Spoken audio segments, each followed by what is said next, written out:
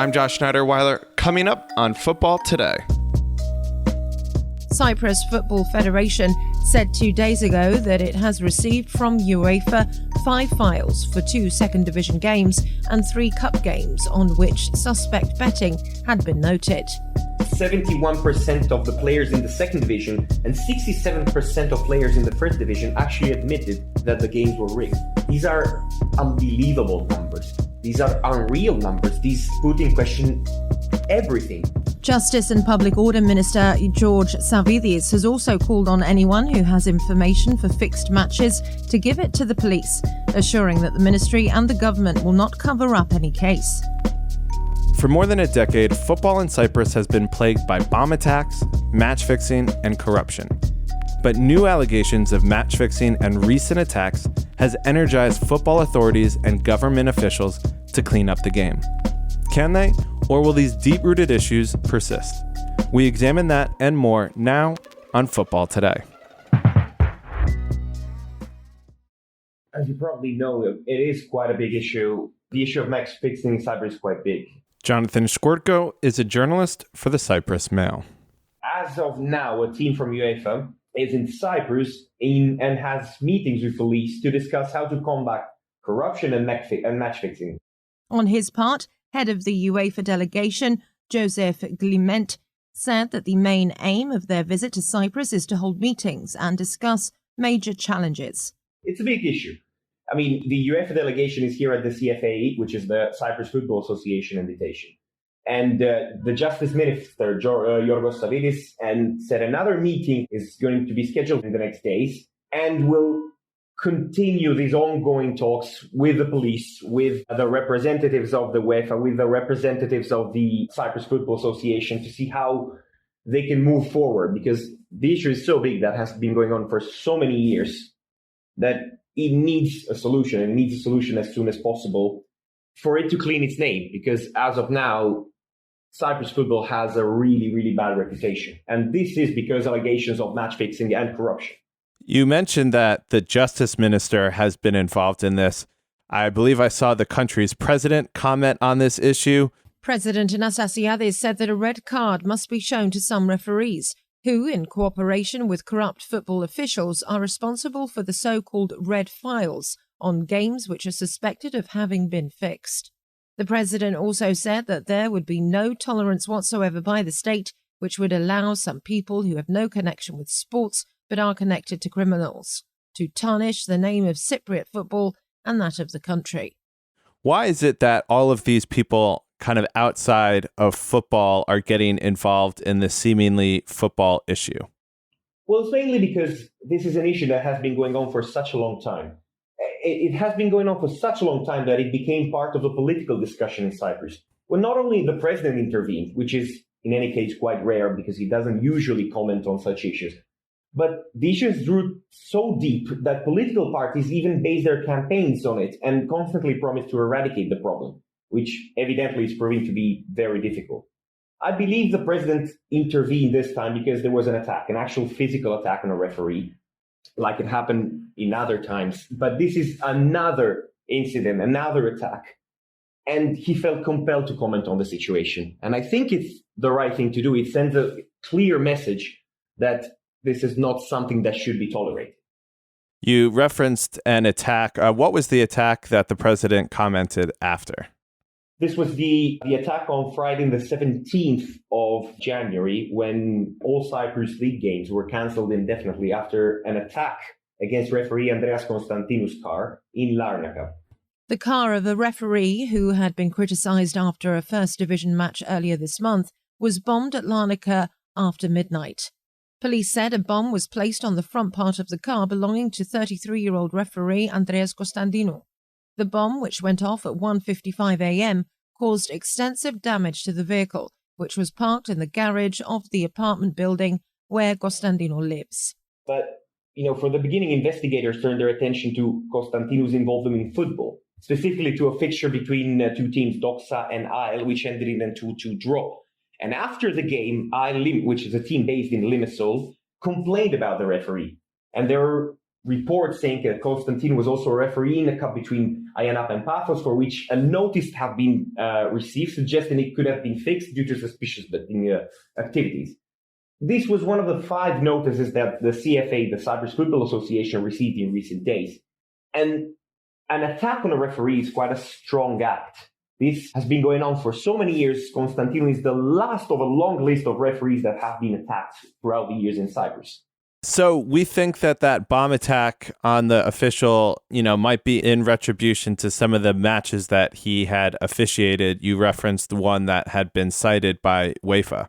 Yeah, I think probably yes. Now, I don't have the absolute certainty, neither does the police, but it's retribution for a game. It's clear that this is what probably happened. Referees here are under such pressure that they cannot do their jobs properly. Mistakes are part of the game, as you well know, but here in Cyprus, referees are put under such pressure that whatever mistake they make, it's put under the lens, and it's constantly judged as it's a deliberate mistake and not a simple, mistake that happens on the pitch. So I think the attack is probably a retribution for what fans, if we can call them fans, believe it's a deliberate mistake. So his car is attacked with this bomb. What is the response by the league and by other clubs? Well, the league obviously condemned the attack, and that is absolutely the normal thing to do, as did the other teams. I mean, this is not coming from one specific team. This is coming from all teams fighting between each other in Cyprus, which creates another problem. Football in Cyprus is an absolutely divisive sport. It's beyond rivalry. It's hatred at its purest levels. Of course, the president commented and condemned the attack, as well as Yorgos Koumas, who is the president of the CFA. But they didn't stop the teams accusing each other of corruption from every side. So every team said, yes, we condemn the attack, but this is because there is corruption. This is because the referee robbed us. This is because, etc., which creates an atmosphere of fear. And the players as well are afraid of talking, and they're afraid of making statements. In fact, here they rarely talk, actually, the players. Only the president expresses himself, and the coaches don't even talk.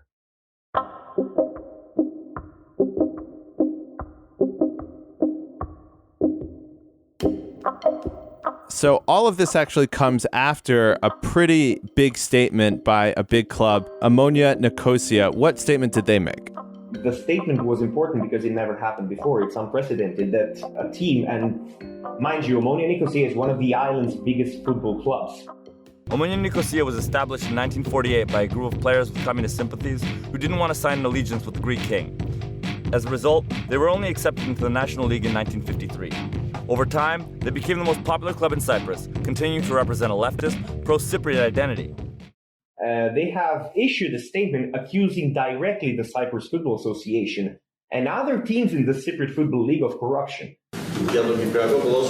What I learned about Cypriot football is what everyone involved with Cypriot football has known for years. How some teams and some team officials work, how some referees operate, what guides them and what doesn't. How the CFA is running internally and what really shows to the outside world in regards to the fixed games, to illegal betting and to other reasons. And they formally asked the European governing body, UEFA, and World Football as well, and FIFA, to intervene. While the statements make serious allegations about people connected to the underworld involved in Cypriot football. And it never happened. This is a direct attack. And they might have proof, they might not have proof, but this is a first because it's an attack. It clearly states that we know that there are people who are involved in Cypriot football who are scheming, who are involved in corruption, who are fixing matches. And we want FIFA and UEFA to intervene. This has never happened before. There were always rumors about it. But this is the first time that actually a club takes a stand. In that statement, they called out specifically the Cypriot FA and their leadership and said it's not likely to change under that leadership. How did the leadership of the CFA take that? Well, to be fair, he didn't comment directly on the Omonia Nicosia statement, but the leadership of the CFA has been under attack for quite some time now. There was another referee, another whistleblower, former referee, Marios Panai, who directly attacked Georgios Koumas, who is the president of the Cyprus Football Association. So he's actually used to this kind of attacks. He didn't comment, he didn't make any statement related to what Omonia said, to what Omonia Nicosia said. He only said, if you have this proof to what you are saying, please come forward and we can discuss it. Actually, 2 days ago, there was another chapter to this story because the president of Omonia Nicosia, Stavros Papastavrou, held a press conference offering from 5,000 euros to up to 25,000 euros reward for whoever has information about alleged corruption or match fixing or illegal betting. Now, what does that tell us? That he probably doesn't have those proof that he was talking about before. If he's actually rewarding people to come forward with information, that it means that, well, how I am seeing it, he doesn't have that proof that he was talking about. So you can see this is all a game of accusation. You can see this is all a game of back and forth between the league, between the clubs, between the referees, so much that actually UEFA now had to intervene, and the justice minister, which is quite big. It's quite a big move. So at what point does UEFA get involved in this situation and decide that they need to check this out for themselves? It's all part of an ongoing investigation from UEFA. So UEFA sent the CFA what they are called red notices. These red notices, and there are 5, I believe they sent. Red notices are when there are games that are highly suspicious, that it could be from an unusual amount of betting traffic, something that sparks an investigation from UEFA. Now, UEFA came to Cyprus with the intention of investigating those games that have a red notice label on them.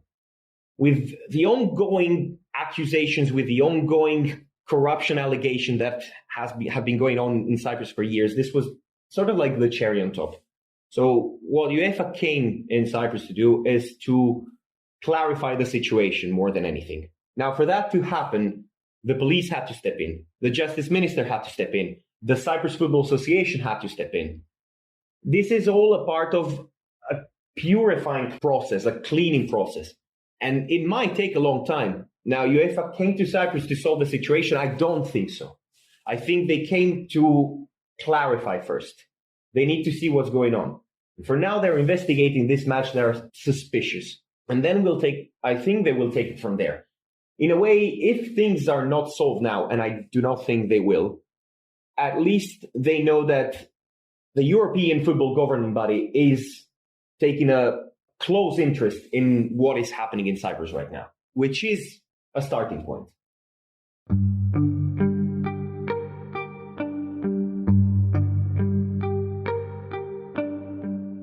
Well, let's rewind a little bit because, as you've mentioned, this is not new to Cyprus football. What has happened in the realm of match fixing before? In 2014, and I think this is what sparkled everything after, investigations, and essentially what brought UEFA to investigate in Cyprus. So former referee Marios Panai has been one of the most outspoken critics of the system. In 2014, he had spoken out about match fixing, but none of his allegations could stand in court, according to the police. Now, at the time, Panai claimed that he had recordings, documents, and a lot of other evidence proving that members of the Cyprus Football Association were fixing matches, in particular those deciding which team would be relegated to the second division.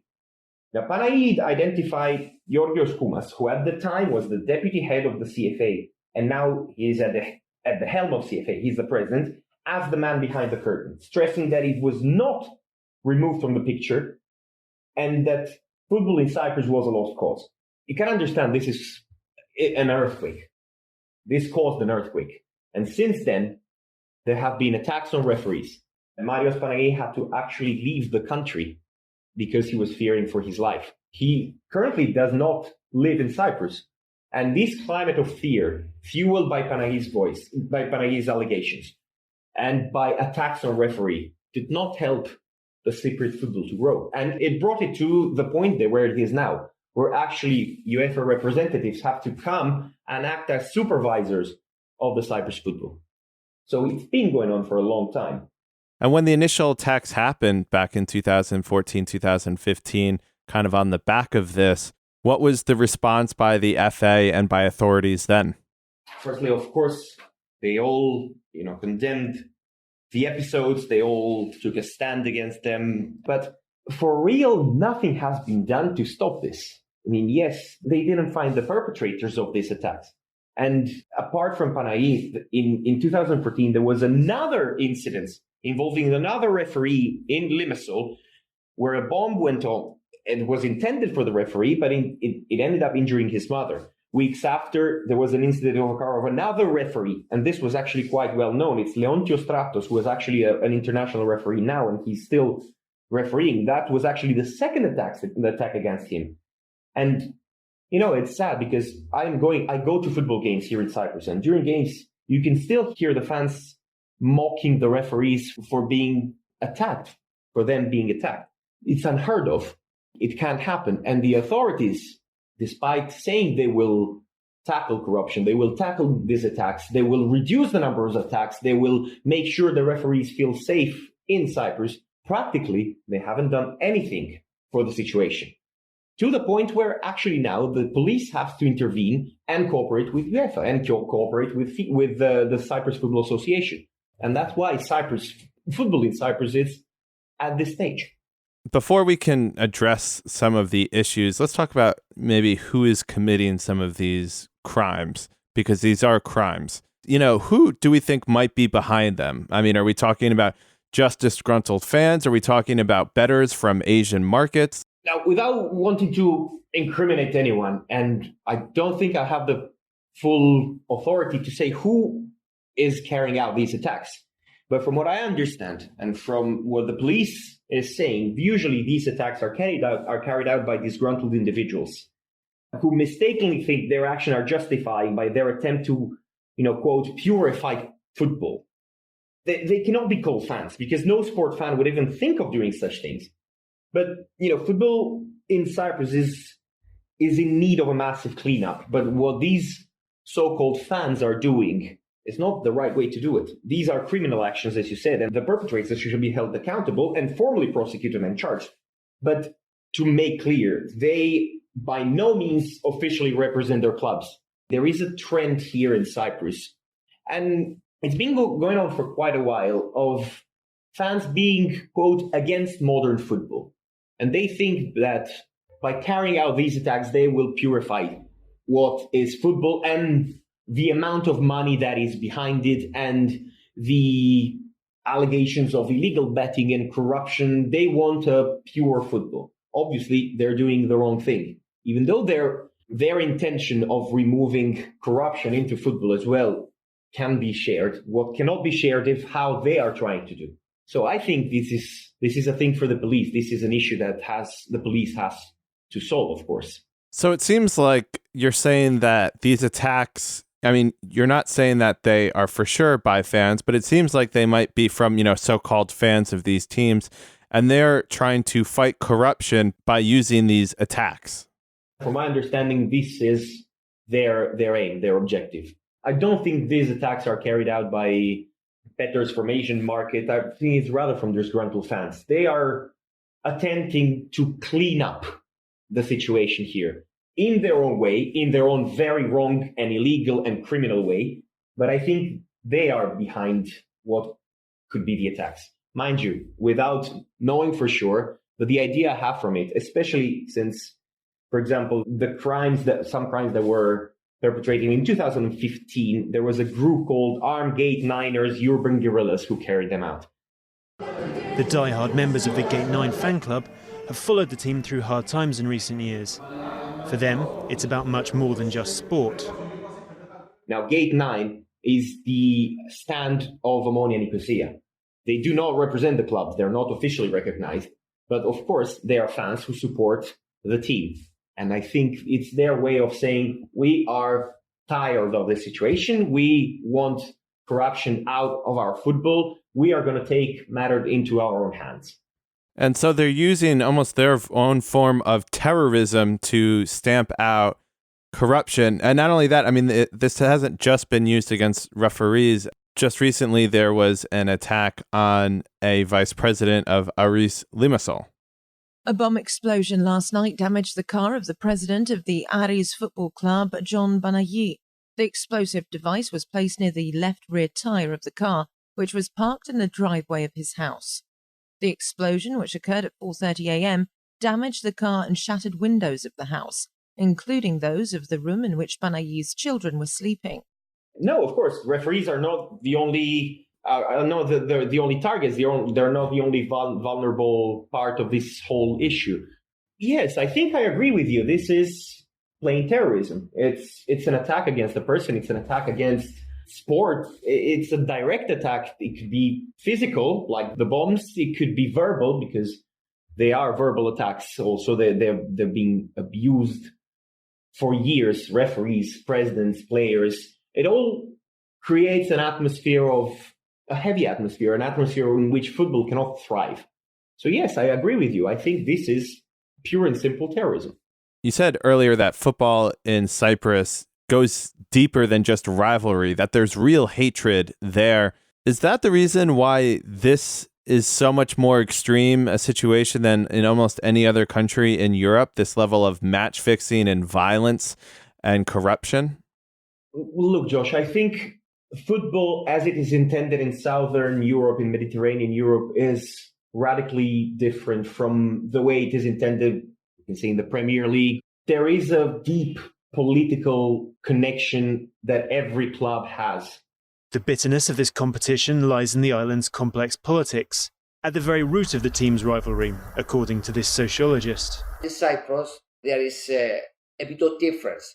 They don't support the team because they like the team, but mostly they support the team because each team, they belong to a political party.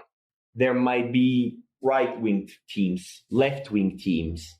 This is part of the discussion. These dividedness plays into what actually comes as an attack, as, bomb threats, bomb attacks. Of course, it's a poison system, and I think it's not where Cyprus might be maybe more under the lens now. I think in Greece, they have the same problem. I think Turkey, if not now, they used to have the same problem. To some extent, Italy had the same problem. You can see there is a link to all these leagues.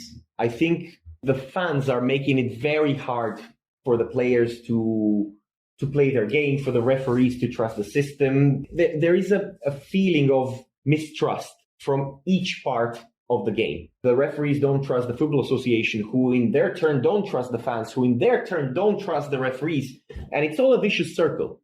And I think this is very much a Cypriot problem, as much it is a Greek problem, as it used to be an Italian problem. But I think it's a Southern European problem that has been going on for many years.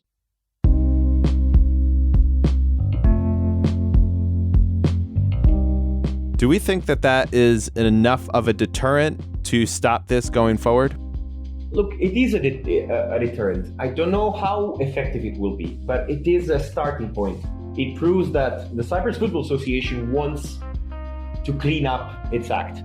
I think for teams that actually need a promotion to a higher division in order to grow, I think being docked 5 points is quite a big deal. It might make a change. It's a good start, if you ask me, because I think that it proves the will of going forward. It proves that there is an awareness that things have to change, that things have to go in a different direction. As a personal point of view, I'm welcoming these deductions. They are a starting point. They have to be a deterrent, and I think they have the potential to be a good deterrent. Yeah, I saw that the Justice Minister, George Savides, was also advocating for wiretapping telephone conversations, and that this needs to go into the police realm just as much as the football realm. That's right. That's correct. It's sad to say that football in Cyprus has arrived at a point where there need to be special wiretapping laws, where the police has to investigate, where, it went from a game to a highly controlled activity that needs to be under the scope of the police for it to be fair. It should never come to this. The president calls on anybody with proof on illegal activities in football to come forward and talk to authorities. But the reality is it has come to this. The reality is that Cyprus needs wiretapping laws and the police and whistleblowers for it to function. So I think if that is what is required, then the majority of fans, because the majority of fans here in Cyprus love football as a sport, will welcome these changes and will see it as a good start to clean up the whole game.